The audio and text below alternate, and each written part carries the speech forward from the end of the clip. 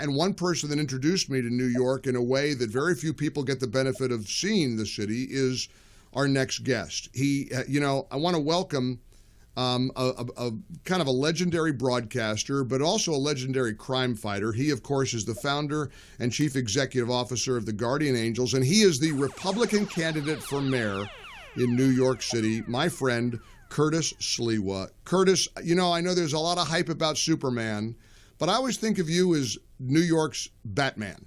I always think when there's trouble, you put up the big light and you put up a red beret. Forget the bat signal. We need Curtis Sliwa to the rescue.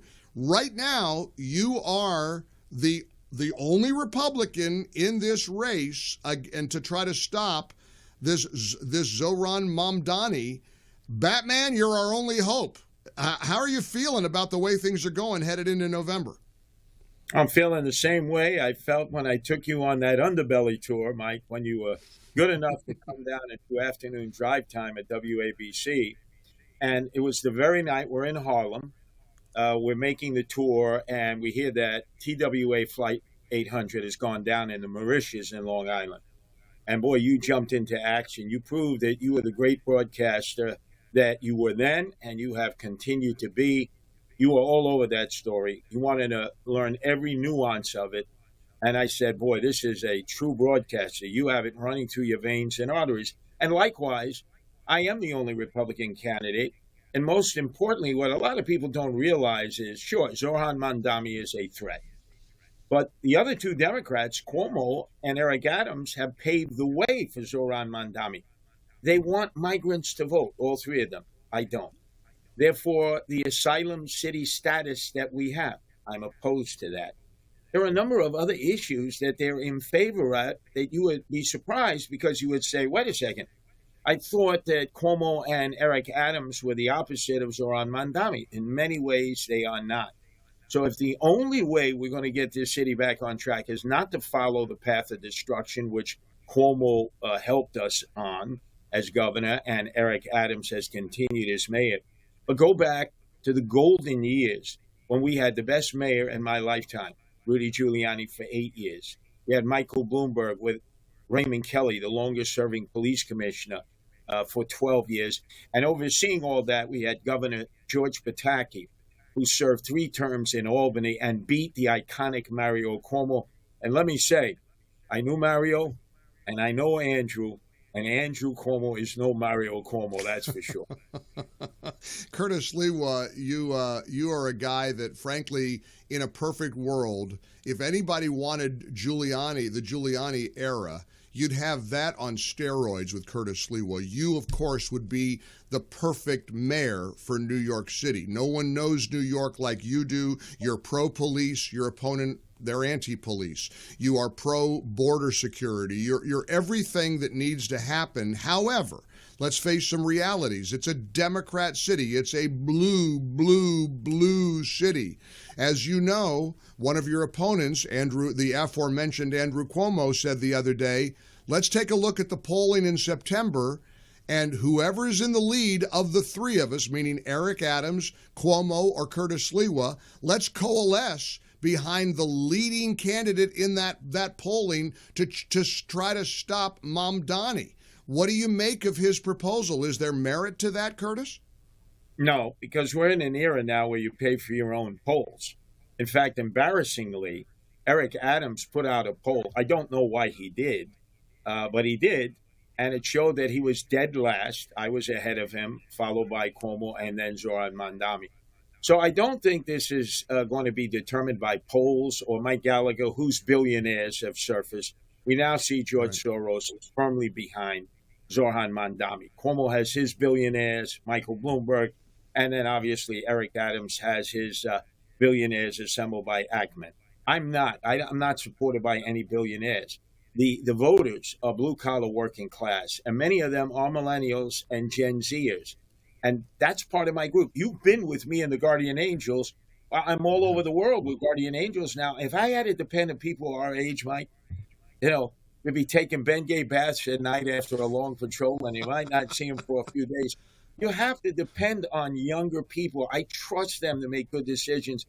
but you have to give them a pathway to success. Right. And unfortunately, I hear too much from our side, baby boomers, where we demean them.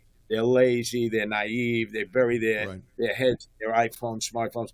No, they were the frontline troopers for Zoran Mamdani and the Democratic Socialists of America. I have a lot of them. They can be engaged. We can win them over. That's what President Trump and the RNC did magnificently in this recent presidential election. Not so successful with the millennial women, but very successful with the millennial men, young men, and the Gen Zers. So take the same path. That's where the battle's going to be won, not in the suites, but out in the streets. And I've got the firepower to take Zoran Mamdani and his followers on. And make no mistake, I've walked down the streets of Manhattan with you. You are beloved. You're iconic. You're a guy that New Yorkers trust to get all of this right. The question becomes, do you have a path? Obviously, you're confident that you do. I'm worried, and I'm very, very alarmed by the narrative, Curtis, that has emerged that Mamdani's supporters don't really even agree with his lunatic radical ideology, but they like his energy. They like that he wants to tackle the inaffordability of New York. New Yorkers can't afford to pay rent. They can't afford to pay the grocery bill. And they don't even care that he is a bona fide socialist and likely Marxist. They want a change of any kind. I mean, I don't think people are even recognizing that we're on the precipice of a potential disaster if this guy gets elected mayor. Well, we'll go the route of Chicago with their socialist mayor, Johnson, who's at an all-time low in terms of favorability. I mean, he came on with the African-American support that put him into office, and now they're having voters regret. Let's talk to that first idea. What is my pathway? There are 4 candidates that everybody knows. Nobody knew Zoran Mamdani back in February other than his neighbors and his constituents. Now the whole world knows him. Why? Because we had a failed mayor, Eric Adams. If he would have been a traditional mayor, even like de Blasio, a failed mayor, he would have been the Democratic incumbent, and it would have been Curtis Sliwa, the Republican, challenging him round 2. It would have been your traditional mayoral election. But because he could not get Democrats and he had a chance to run in a Republican primary against me but chose not, he's on an independent line. Cuomo should have taken out Zoran, and he mailed it in, and he's on an independent line. So when you look at the math, I start with 28%, 4 candidates.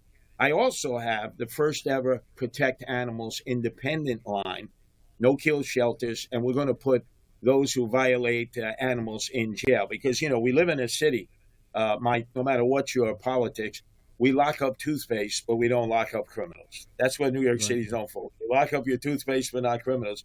We're going to go after those animal violators. That transcends politics. It's the only time I've ever seen Trumpers and Biden-Harris people have a civil conversation is about their love of animals. So you start combining that.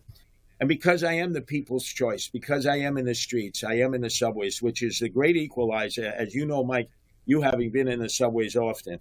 Boy, once those doors close, it doesn't matter if you're a millionaire, poor and impoverished, homeless, emotionally disturbed, blue-collar working class. You're all the same. And it's a focus group for me to see exactly what's on the minds of the voters. And yes, affordability is number 1. Cost of living number 2. People are living paycheck to paycheck, even a lot of Republicans. And then, of course, my sweet spot, crime and quality of life. And that's why I have the ability to defeat Zoran Mamdani, not only because of Republican support, but independents, moderate Democrats, and animal lovers. I have tremendous faith in you, and I look, it's a long shot. There's no question about it. I want everybody to go to sliwafornyc.com because Curtis has articulated every one of these issues in his policy positions and what he would do as mayor of New York City, and it would be a glorious day if Curtis Sliwa becomes the next mayor of Gotham. I'm praying for you, Curtis. I know how crazy things are for you on the schedule. We've been trying to get you for a week or two, and please come back and visit with us again because I want to do everything we can to get you over the finish line. Keep fighting the good fight, my friend, and I appreciate you joining us here on the Mike Gallagher Show. Well, as you know, talk radio is my passion, but you epitomize what talk radio is in this nation. And Mike, that was a pleasure for me to give you your first underbelly tour here in the city of New York, and I hope to do it now as mayor. That would be amazing. I'm going to tell that story after the break. I want to tell everybody about the Curtis Sliwa Underbelly Tour, because that's a night that I will never forget. And you're right, for the reasons you mentioned. Not only introducing me to another side of New York, but that horrible catastrophe of TWA Flight 800. So again, you got a very special place in my heart, Curtis. I'm pulling for you. We're praying for you, and let's have you back again before you get elected mayor of New York. Thanks, Curtis. Off to the subways. You got it. Safe travels, my friend. Curtis Sliwa joining us. Sliwa for NYC.com. Go to Sliwa for NYC.com.